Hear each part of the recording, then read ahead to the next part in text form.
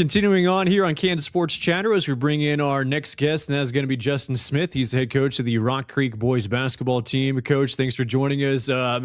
Just how much fun has this year been? I mean, you look at the record, look at some of the results, but just how much fun are you having this season with this team? Yeah, it's been great. If you've been around our kids at all here over the last few months and really over a lot of their careers, I mean, they're just a lot of fun to be around. They care about each other. They love playing basketball and they love being around each other, which, is different than some other places that I've been and different teams that I've coached. It's just they really enjoy every day. And it's kind of weird, to be honest, but it's been great for our team chemistry. And there's a lot of unselfishness, and it makes it to where that it shows out on the floor. Well, I mean, the results speak for themselves. It looks like you've handled it well, but I mean, when you start getting those wins, then you start stacking up a little bit, get that number one ranking, and kind of dealing with that pressure and that bullseye. Like, how have they kind of reacted to that throughout the season? The funny thing about them is they haven't acted like it bothered them at all. Like even games that we've gone in and we may have played somebody in our league the first time and won by quite a bit, and then we come back the second time and they don't really seem to care. They've had some games here, the bigger type games that they really lock in and focus and be ready to go. But game by game, none of that pressure seems to bother them. They're just out there having fun and playing basketball. What is the intensity like, though, this time of the year for you as a coaching staff or even as a player? Yeah, I love it. We get to this time of year, and last year we made that run that we did, and just the games keep on meaning more and more intensity and more physicality, and playing in those bigger type games will hopefully help us in the next week. And so it's a lot of fun, and those are the games that our kids really get up for and get excited to play. You talk about that experience of getting to the state tournament and getting really close last year, becoming runner up. Like, how much did that fuel you during the offseason? Yeah, it's been something that our kids talk about every day. They obviously enjoyed that experience, but this group doesn't enjoy losing. And so even though you get second place, you get to go play in the championship game, and you're right there. It's something that's driven these kids all year long, and it's shown every game that we play, and it showed in the off season. We played a lot of basketball, and they were here every day, and they're here working, and just at practice, it's the same way. They're out here and they're ready to go, and we're really looking forward here to the stretch run. With so much experience, but like, what did you fine tune this year that this maybe this team even a little bit more special? Is it just more experience, or did you make any changes for this year's team? Yeah, we run just a little bit different stuff offensively, and then our depth is probably better than it was a year ago as well. We're playing anywhere from 8, 9, 10 guys on a night, and we don't drop off a lot.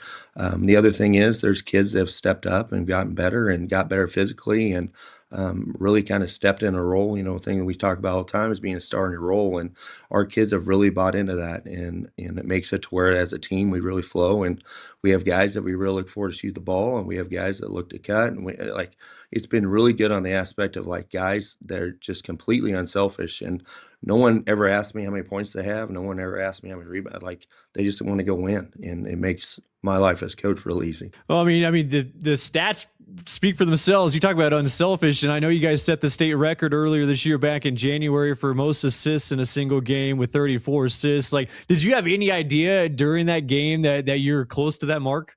No idea. It really came up on, we happened to score 100 against the first time we played Wamego. Something I don't love to do. I mean, everybody likes that, but I don't really care that much about it. But people had asked on that question on that because we had 18 threes in that game, and the ball was just going in the basket. And so someone had asked me, and I was like, well, we had a lot. So I looked, and we had 31 in that game.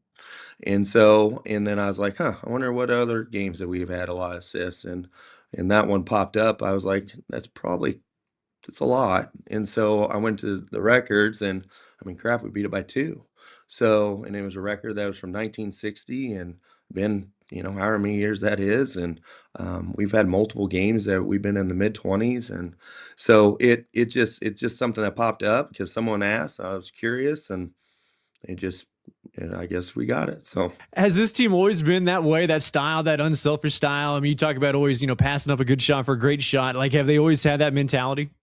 this group has, in the past couple of years, they obviously were not in as big as roles as what they are now.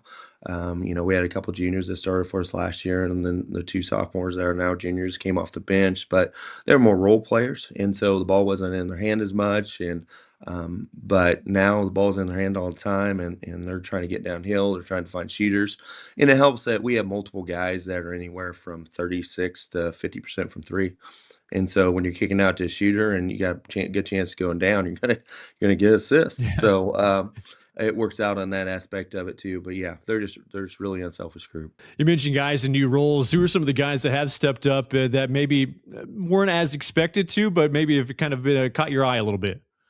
Yeah, one that didn't play a lot last year was Ethan Tonser, and he starts for us this year. And that's one that talked about grew physically. He probably gained 20 or 30 pounds of just muscle, and makes it to where he's way better rebounder, guards better. I think he had 23 last night, which was by far his career high. And so he's gotten better in that aspect of it. And then like Logan Klingenberg came off the bench last year as a sophomore. Porter Gill came off the bench as a sophomore. Both those kids are averaging around 12 to 14 points a game. And so they've stepped into bigger roles. Hudson Edelman didn't get play last year as a sophomore.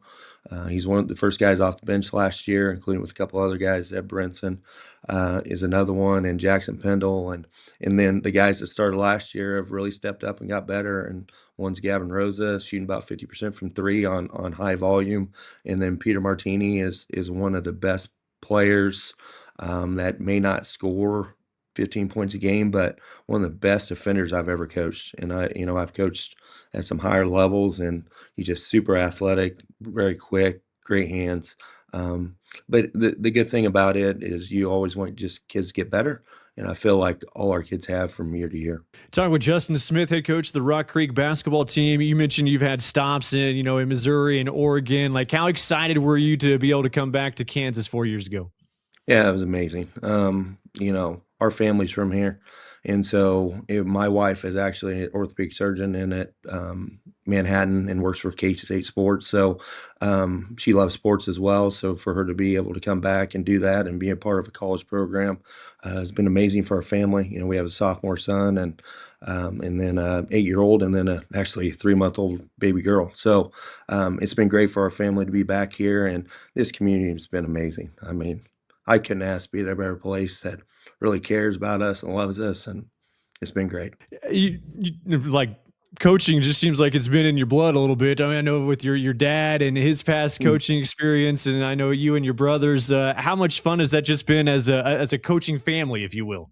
Oh, it's amazing. I mean, be able, dad's in the stands a lot because, my son plays, so he's here. And the worst 2 days of the season are when I play Clay Center and play my brother. But other than that, it's great to have him in the league because you're able to talk about other teams and you're able to talk about different things that you see about your team and I see about his team, and try to help him as much as I can without trying to make it to where they can beat us. And so, but to have dad too, he did it for a lot of years, and I have an uncle too that coached the Donovan West girls, and I, we're this is always what we've known, and this is always what we've done, and to be this close and have family be a part of it has been a ton to us, and it's just a good resource for me too as well. Any good sideline conversations near midcourt when you're playing Clay Center between you and your brother?